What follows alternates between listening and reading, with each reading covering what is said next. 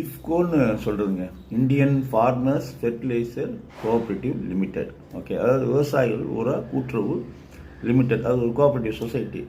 இதனுடைய இயக்குனர் தேர்தல் நடக்குது. இல்லை ஜேஎஸ் ரஹாதியா அப்படிங்கிறவர் ஜெயிக்கிறாரு, பிபின் பட்டேலுங்கிறவர் தோற்று போவார். இது என்ன விஷயம்னா, ரெண்டு பேரும் பாஜகவை சேர்ந்தவங்க. இது குஜராத்தில் இருக்குது, இதோடைய தலைமையகம், அங்கே தேர்தல் நடக்குது.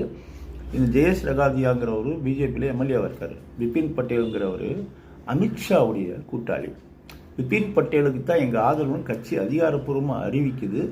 ஆனால் போட்டியிலேருந்து விலகிறதுக்கு ஜேஎஸ் ரகாதியா மறுக்கிறாரு. கடைசியில் இப்போ தேர்தல் முடிவுகள் பார்த்தோம் அப்படின்னு சொன்னால் கிட்டத்தட்ட 2 மடங்கு வாக்கள் அதிகமாக வாங்கி ரகாதியா ஜெயிச்சிருக்காரு. அமித்ஷாவுடைய கூட்டாளி பிபின் பட்டேல் தோற்று போயிருக்காரு. உள்கட்சி மோதல், ஒருவேளை இது மக்களவைத் தேர்தல் எதிரொலிக்குமான்னு தெரியல. ஏன்னா இந்த தேர்தலுக்கு முன்னாடியே அது முடிஞ்சிருச்சு என்ன அப்படிங்கிறது தான் இல்லை.